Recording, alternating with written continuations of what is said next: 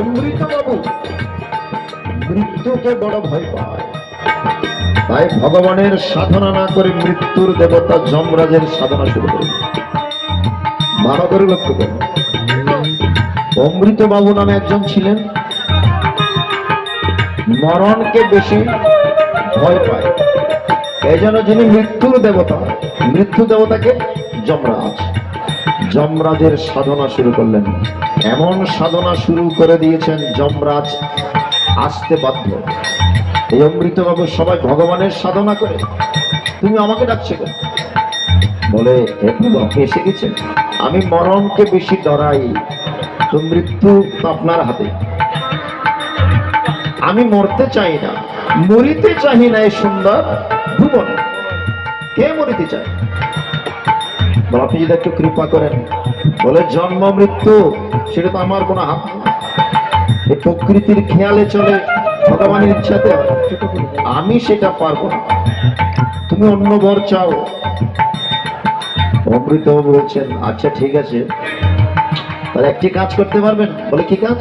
বলে মৃত্যুর আগে আমাকে একটু চিঠি দিয়ে জানিয়ে দিতে পারবেন কখন আমার মরণ হবে? যমরাজ বলছেন ঠিক আছে, আমি তোমাকে চিঠি দিয়ে জানিয়ে দেবো কখন তোমার মরণ।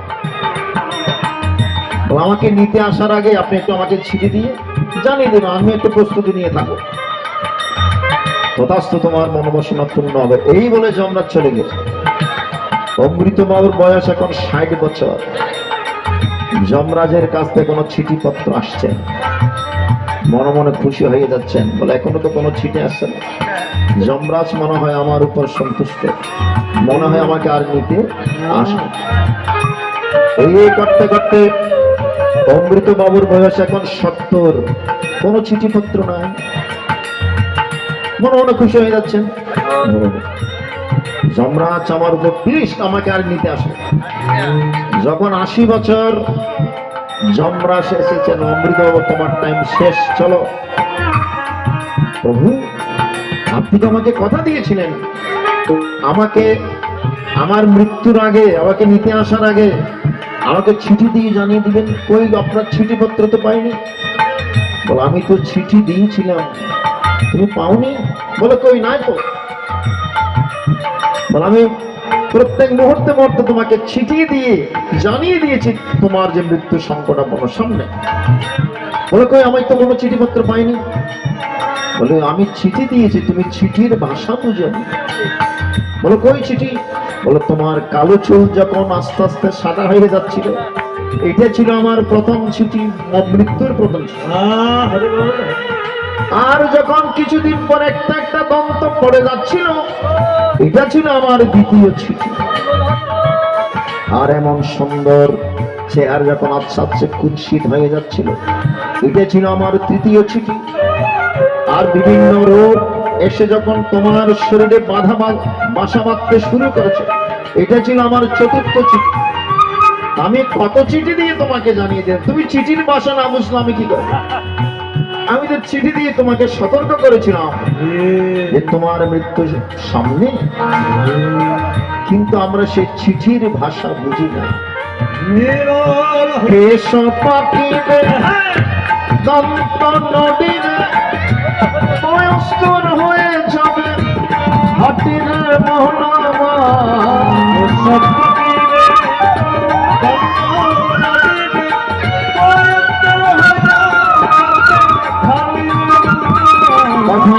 স্ত্রী পুত্র সবাই এই জঞ্জাল মধ্যে গেলে,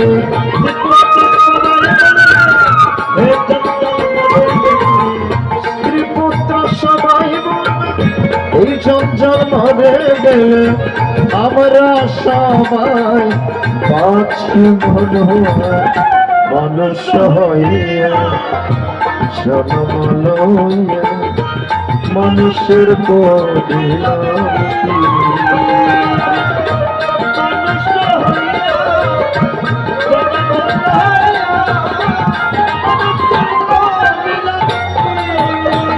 এই গুরু না বুঝিলাম, ভুল করিলাম, এই গীতা না পড়িলাম, কি ভুল করিলাম হস্যে ঢালিলাম ধীরে মানুষ হইয়া জন্ম লইয়া মানুষের করিলাম কি